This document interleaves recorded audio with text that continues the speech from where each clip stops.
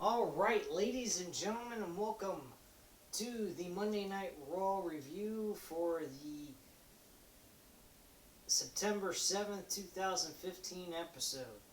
Well, put it in terms, this episode had its good and its bad. Don't know which one's the majority, but who really gives a shit?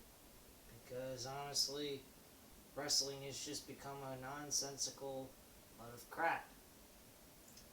We start things off for the night with Seth Rollins. And, well, Seth Rollins once again bitching and moaning about some dumb statue that resembles him carrying the WWE and United States Championship. He later finds out that, within this segment, that Sting is backstage with the statue. Acting kind of strange, a little out of sorts. Not really his normal WCW type style self that they've made Sting be in WWE since he came about earlier this year. He's become, late 2014 now, he's come back in a way with a personality. He seems to be more a little bit like the Sting that we knew from TNA than the Sting that we knew from WCW, where he's quiet, to himself kind of guy, and you don't really know what he's thinking. Now, he's more of he has, like I just said, a personality. He's very outgoing. He's talking more. He's giving more of a reason and purpose of going after Seth Rollins with a little bit of, kind of a little bit of color personality to it, in a sense. Not bland or boring. He kind of acted a little cuckoo at the end of the show, which I'll go ahead and get in further detail about that. But, yeah, I mean, pretty much he challenged Seth Rollins, come backstage, challenge me, and we'll fight it out, and you can get your dumb statue if you want it so badly. So, he goes ahead, he flips out, he later gets told that he's having double duty matchup with Sting, or not with Sting, with Ryback, and a tag team match with the New Day against John Cena and the Primetime Players in the main event. So he flips out about that. He says, yeah, wait a second, shouldn't I be more focused on going after Sting and getting my statue? And Triple H is like, well, maybe we should get you prepared for this Night of Champions event. So basically it goes on and on and on, a lot of yada yada bullshit, and so forth. So getting out of that whole scenario, we had our first match between Sasha Banks and Paige. This match I didn't pay too much attention to all so much. Wasn't all that big of a deal. Pretty average match, 3 out of 5 stars. Nothing too big to talk about there. After that, we had Dean Ambrose and Roman Reigns defeating the Ascension. No surprise there. There was some excitement in the air with the audience. The people were pretty excited about the match and was very satisfied with the victory by Roman Reigns and Dean Ambrose. So nothing too big to talk about here. This match only lasted for like almost 3 minutes, so that was a very short match. Give it like a 2.5 out of 5 stars, just mainly because of the fact that it was too short. After that, we had Ryback defeating Seth Rollins in a very good and decent match. I'd give it a 3.5 out of 5 stars. A lot of good action here, almost 20 minutes long, and a very, very good performance on Ryback's part. And Seth Rollins, of course, as always, performed very well in this. We later on during that match had Sting give a distraction to Seth Rollins. Again, taunting him to come after him for the statue, and he puts a Sting mask on the statue's face and so forth. A lot of weirded out shit going on here. After the match was over, we later see Seth Rollins go backstage with the New Day, and the New Day was acting like complete idiotic morons as usual, but with some comedic side to it. Very humorous. Was very impressed by this. It actually got me to laugh. I was very impressed on how well they are changing their act, being more colorful with their characters, and just being a lot more entertaining than these bland, annoying assholes that they've been the last several months. The last couple of weeks have been kind of funny and entertaining, in my opinion. So very nice turnaround by the New Day and by WWE changing things up with them, getting them to be a little bit more entertaining and interesting to watch. We also, during that segment, saw Edge and Christian show up, of course, because they were having a podcast with Steve Austin later that night after the main event was over on Monday Night Raw. So Edge pretty much taunts Seth Rollins and saying, hey, you know, last time I was on here, you were trying to snap my neck and paralyze me permanently and put me in a wheelchair. So why don't you do something now? Seth Rollins, being all stressed out and pissed off about what happened to him in his match against Ryback, basically acted like a little girl and cried away and ran away like a little bitch, saying, not right now, I'm not worried about that, blah, blah, blah. And he's just like, I got a lot on my mind, and it seemed like a prima donna bitch. Anyway, during that segment also, we had another group entering the whole segment with the Dudley Boyz. Dudley Boyz basically announcing that next week on Monday Night Raw that the New Day will be defending the tag titles against primetime players, and the winners of that match will go on to Night of Champions to face the Dudley Boyz to defend the tag team titles against them.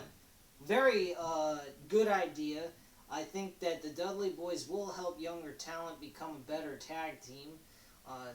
These Dudley Boyz are a very good thing to have for the tag team division. It might bring out the best in the tag team divisions of these younger talents, putting a lot more credibility towards the tag team titles again, like it used to be back in the old days, and so forth. So definitely very fun, entertaining segment. Was very intrigued by this, and laughed a lot throughout that segment.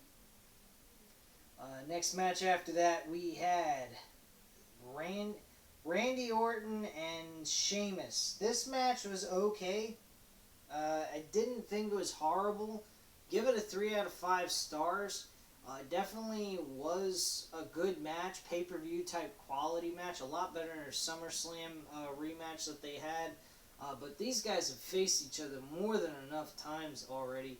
I mean, it's gotten ridiculous. But thankfully, after the match was over, when Randy Orton hit his RKO on Sheamus, there's a change in Randy Orton now.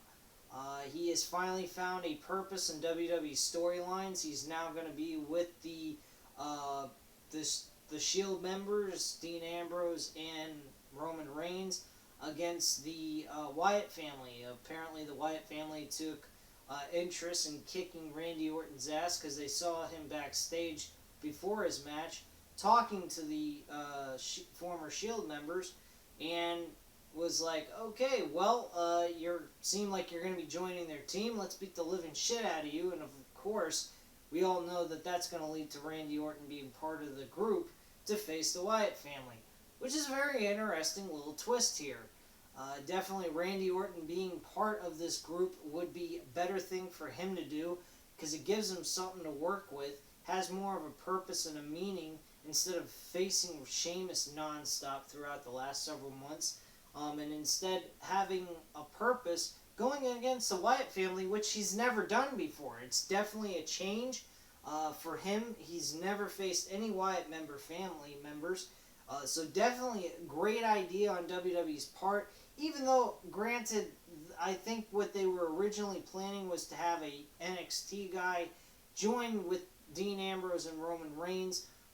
Unfortunately, because of leaked information in the internet, people finding out about this, they decided, okay, better not go with this, go with something else. Which, if they were going to pick a veteran, Randy Orton's the best one, since he's got nothing going on for him right now. So definitely good move on WWE's part. I think Randy Orton will play a very good role in this storyline and make it pretty interesting. I mean, the guy's still got great talent. He still can get an audience interested, and he's a great talent altogether. So, I mean, he definitely is well worth to put in a storyline. And, of course, as I mentioned throughout this conversation here that I'm having on this video with you guys, is that Randy Orton hasn't had much of a purpose since he's came back to WWE. The only thing he had going on with him was Seth Rollins. He faced him numerous occasions throughout 3 pay-per-views, and then since then he's done nothing at all. So this is a good start for him, get him back on the right track and get him to getting more popularity again, and a lot more intrigue by the audience again for him to have something to do altogether. So, next up, we had the Dudley Boyz going against the Los Matadores, and the Dudley Boyz beat Los Matadores in a very easy fashion. The match absolutely sucked because of their opponents. The Los Matadores need to hit the bricks, get out of here. They fucking suck. Period. So, basically, in that scenario, the Dudley Boyz won by hitting the 3D, pinning 1, 2, 3, and apparently Los Matadores have decided to become heels, beating the shit out of the miniature bull that they have part of their faction. So now they become heels, and they were powerbombed through the tables by Devon and Bubba Ray Dudley. A very nice little old school type spot there, but we've seen it 1,000 times. Match itself, 2 out of 5 stars, mainly because of the fact that Dudley Boyz were going against a shitbag team. Nothing against the Dudley Boyz. They had nothing going on that was bad that they were doing. It's just Los Matadores, in my opinion, absolutely blow. So I was not impressed by this match. We had a Cesaro versus The Miz. This was another shitbag match. Nothing interesting about this. This is a 1 out of 5 star match. Can't understand why the hell they would take The Miz and put him in the middle of, or Cesaro and put him in the middle of a fucking lame ass match with The Miz. But whatever. I also forgot to mention during a backstage interview before Ryback's and Seth Rollins match, they had Ryback and Kevin Owens have a little confrontation.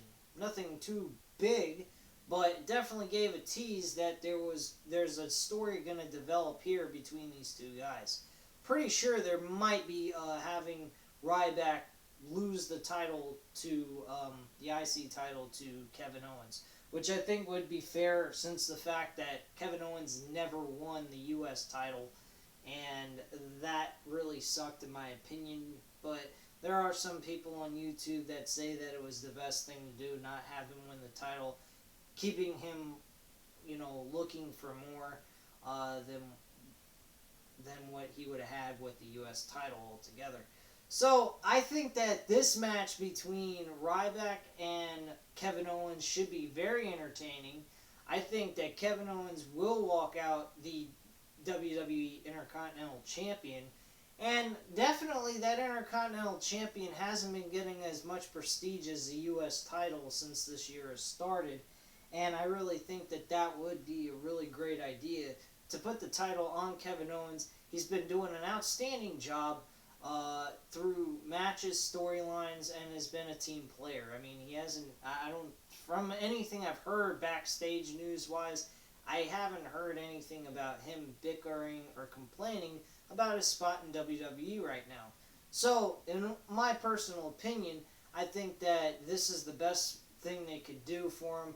It's definitely rewarding, and it'll put more prestige back in the Intercontinental Championship. So, we move on to the main event. And by the way, he was actually eating an apple, which was kind of strange. I guess that's his way of being, his message of saying, look, I'm eating healthier and you can kiss my ass kind of attitude or something. I don't know. But then we had the main event, Cena and the Primetime Players defeating Seth Rollins and New Day. This match was very hilarious, especially Xavier Woods on the outside of the ring with the trombone and acting like a complete goofball and a maniac. But there was just, it's just that this whole thing here is just idiotic. It's sort of dumb. There's some segments I have forgotten to mention, which I'll mention after I talk about this match. It really was kind of silly with Xavier Woods, but funny at the same time, really, I guess you could say. And I was, I guess it kind of took away my attention towards the match, and they were having Xavier Woods act like a complete jackass, but he was funny at the same time. I can't deny that. But Seth Rollins, he didn't know what the fuck he was doing. He felt, really, he looked completely out of place being with them. So I think that was a bad decision there. What would have made the match even better is if Cena would have been with the Dudley Boyz versus New Day and Seth Rollins. I think that would have been a better main event all around. And definitely this match, I have to say, was pretty good. I wasn't ashamed of it. I didn't think it was bad. It was a 3.5 out of 5-star match. So I wasn't disappointed in the match. It's just, it was just something missing from it, I guess. I don't know what the fuck it was. It just seemed like a standard, regular, ordinary match. Nothing extremely big that was building up towards this. The ending, though, was kind of fucking hilarious, which is where I come in here. And I talk about Sting again. For the third time throughout the whole night, we had Sting show up, finally appearing where he was, which was in the parking lot, where he finally turned on all the lights, and had a waste garbage truck behind him. And he threw the fucking statue in there, and he rode away from the parking lot on a fucking garbage truck like he was a garbage man. This is basically waving goodbye to Seth Rollins and saying, "See ya at Night of Champions." And he acted a lot like how he was when he was at TNA during his Joker-type gimmick, only without the face paint. He seemed kind of a little cuckoo, crazy during this segment. In which case, I think that's what they're trying to go for here, which I actually liked about Sting back then when he was in TNA. Definitely was fun to watch him acting crazy and a little different than he normally acted back in the day. So definitely a great idea on their part. I hope they stick with it and he stays comedic. And also maybe acts a little bit crazy, like a Dean Ambrose kind of character. I think Dean Ambrose would play Sting's Joker role that he did back in TNA pretty well. So I think that would be kind of cool if they went ahead and did that. Then the last thing I forgot to mention, which wasn't a big deal, was the Dolph Ziggler-Rusev deal. It was really a fucking waste of time. It seemed like it went on for 30 minutes straight. And it was really idiotic. But anyway, at this time, leave your comments and opinions down below. And I'll get back to you. Hit that subscribe button. And thank you very much for watching. Have a great night. Bye.